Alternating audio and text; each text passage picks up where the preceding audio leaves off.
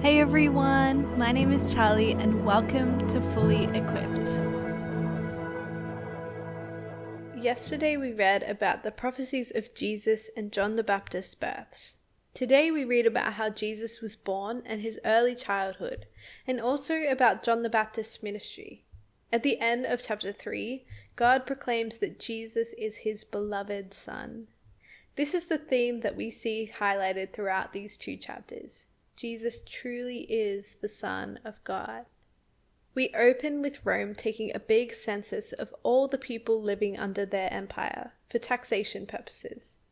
We don't actually know when this census was, but most people believe that Jesus' birth was actually in around 6 BC, not 1 AD like you might have thought. So all the people have to go back to their ancestral homes. Joseph's family is from Bethlehem, so that's where Mary and Joseph are headed. Mary and Joseph are still not married yet. They are betrothed. But in this culture, being betrothed and married were essentially the same thing. But Mary is still a virgin. Whilst they're in Bethlehem, Mary gives birth to baby Jesus. All of this fulfills the prophecy that the Messiah would be born in Bethlehem. But even though Jesus is the King and Son of God, he's born in a simple stable in a small village and laid in a feeding trough for farm animals. Jesus came in a very unexpected way. The good news that the Messiah is born is not brought to kings or priests or high-status people. It comes first to a group of shepherds who are tending their flocks. The angel announces to them that their Messiah is born and that they'll find him lying in the manger.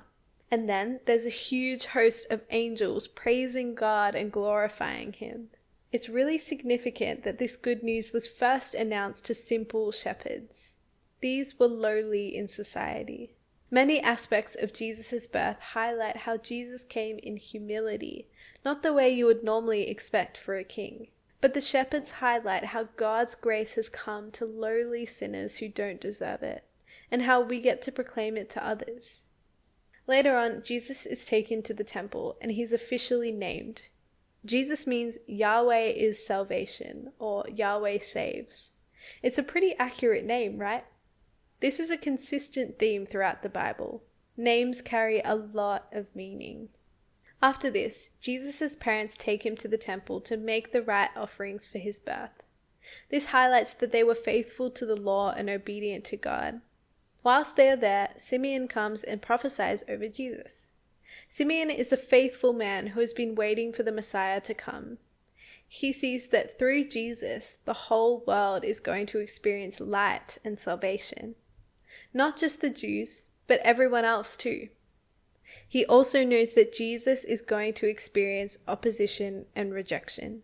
This story isn't in the other accounts of the gospel, but Luke's emphasizing that Jesus came to save all people. This story would have been really significant for Luke and for his Gentile readers, because they're part of this promise. And so are you and I. Luke also mentions the faithful prophetess Anna. She's been a widow for a very long time, and she spent her life seeking God always. What a beautiful example of faith and worship. And because she spent so long seeking God, she recognizes who Jesus is and announces him to other people. After this, Jesus' parents think he's gone home to Nazareth before them, so they head out on their journey too. But actually, Jesus is still in Jerusalem, and he's spending his time in the temple, listening to the teachers. All the people are amazed at his wisdom. His parents find him again after 3 days, and they aren't happy. But Jesus understands that his first priority is to serve and to know God. Even at this age, Jesus knew who he was, the Son of God. But even still, he submitted to his earthly parents as well. Then in chapter 3, we switch to John the Baptist. We talked about this in Mark. John came to prepare the way for Jesus. John is here to preach repentance and to baptize the people. But they're supposed to be waiting for Jesus to arrive. John came to prepare, but Jesus is superior in every way to him. In verse 7, John rebukes the people and calls them a brood of vipers. He says this because he knows that some of them aren't genuine in their reasoning for coming to be baptized. They're not concerned with repenting and truly seeking God. Instead, they think if they just get baptized, they'll be saved from God's wrath.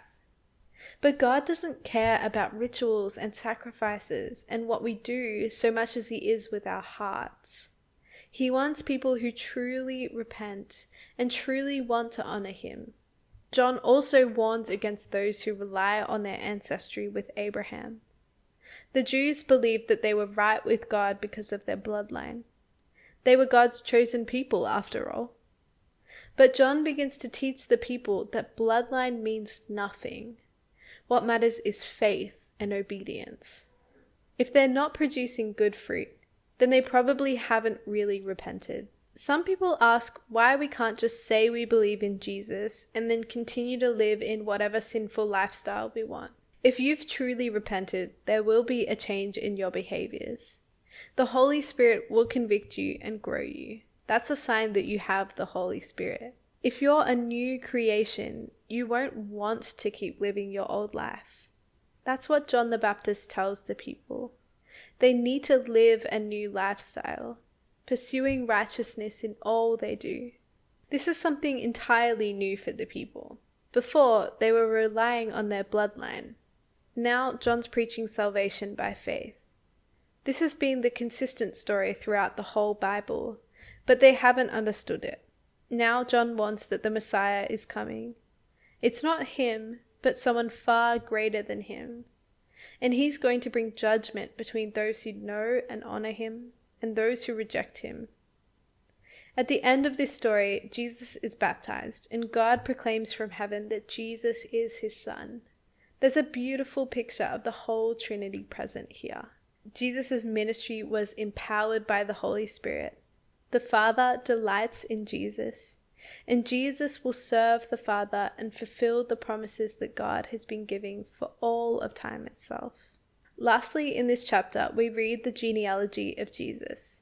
Don't tune out when you come across genealogies. They're really important and often reveal a lot. There's another genealogy of Jesus in the book of Matthew, but you'll notice that they're actually different.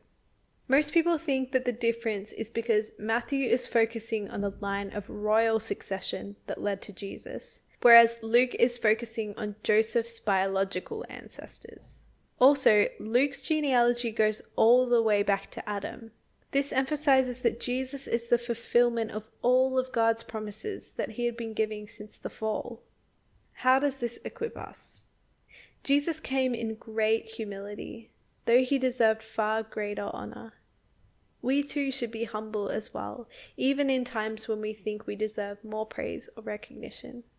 And it's also a blessing to honor other people as well. Think about the people around you who do a lot of thankless work.